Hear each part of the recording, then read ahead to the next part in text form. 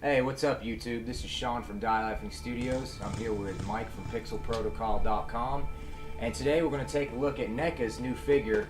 It's not really new, it actually came out last year sometime, but I finally had a chance to get it. It's the 30th Anniversary Ultimate Freddy Krueger figure. Pretty much it's from the very first movie. If you can see here, we're going to show a close-up of this later, but basically this is the poster for the first movie.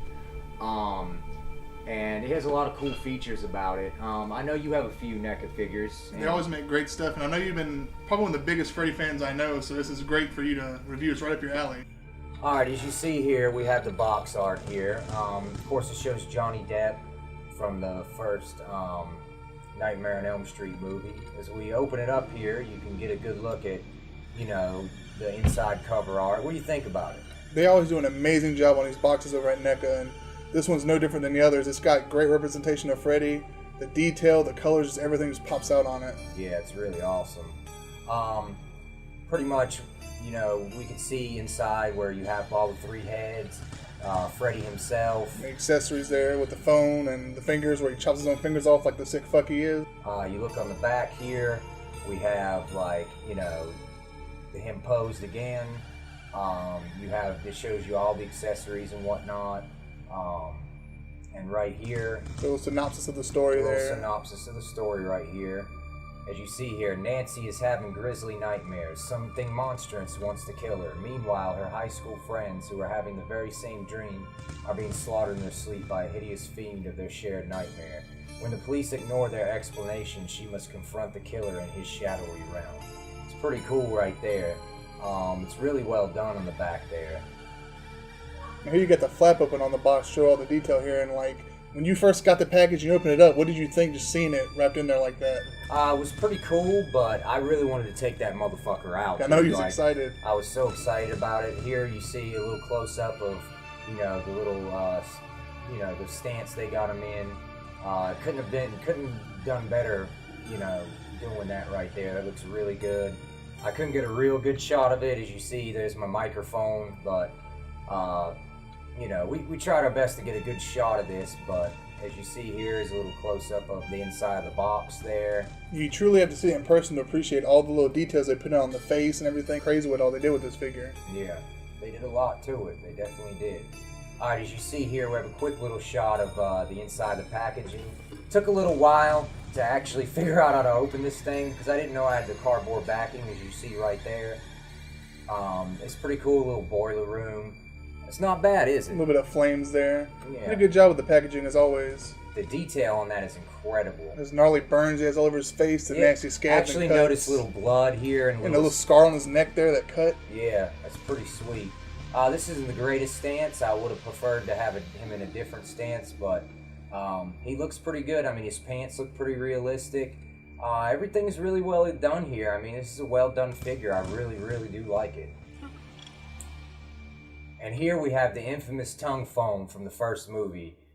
They do really well on this, pretty detailed. It actually, now that I get a good look at it, it looks like a real phone. Would you take a collect call from that phone? No, I sure wouldn't, man. As you see, I'm messing with it a little bit here. Trying to get a close-up shot of it. You did a lot of detail on those little accessories. Even though it's tiny, it's got all the little details that make it true to the movie. Now, as you see here, you look at this phone. I took it off of Freddy and just, you know, put it on the little background that we have. There we go. Look at that. That's great detail, man. If I didn't know any better, I'd think that was a real phone. Watch this.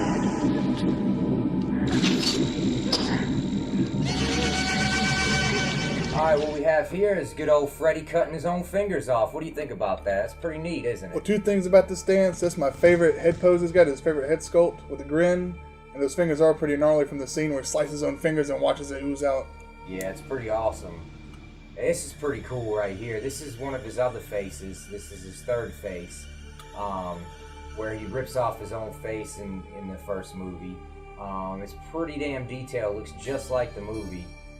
You shine it in the right light, the blood just kind of glistens off his face. They got a lot of great detail packed in this one, even around the eyeballs. Yeah, it really does look like, you know, when you cut your own, you know, when you get a cut or something, like how it glistens. Like that's how it does look. It looked like he literally You kind of see here in this shot face. where his eyes are bugging out. You can see the blood around it. Yeah, it's definitely well done. They even got the tongue in his mouth kind of off to the side like it was in the movie. And yeah, they spent a lot of time on this, that's for sure. They went back on the movie and looked at everything and made sure everything was done well. very true to the film. Definitely.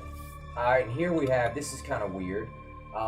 He's holding Alice, is it Alice? Yeah, I think it's Alice's face from the first movie. He ends up killing her and keeping her face. And that is creepy as fuck. It's very unsettling to see, actually. Yes. It actually looks crazy because if you look at the top of it, the hairline almost matches like the top of Freddy's head. It's kind of crazy looking, like almost like if the hair continues. And finally here we have all the accessories laid out here nice. We have Freddy's hat, of course, and the other 3 heads. That smiling head is definitely probably one of the best ones. I mean, it's spot on his face and everything. It's great. It really is. That thing always creeps me out. It looks like a woman version of Michael Myers. It kind of does now that you mention it. And then you see the phone here, and we also have the little hand. Severed fingers. Severed fingers. Pretty nice. Pretty nice. Alright, there we go. That shows the nice detail of everything.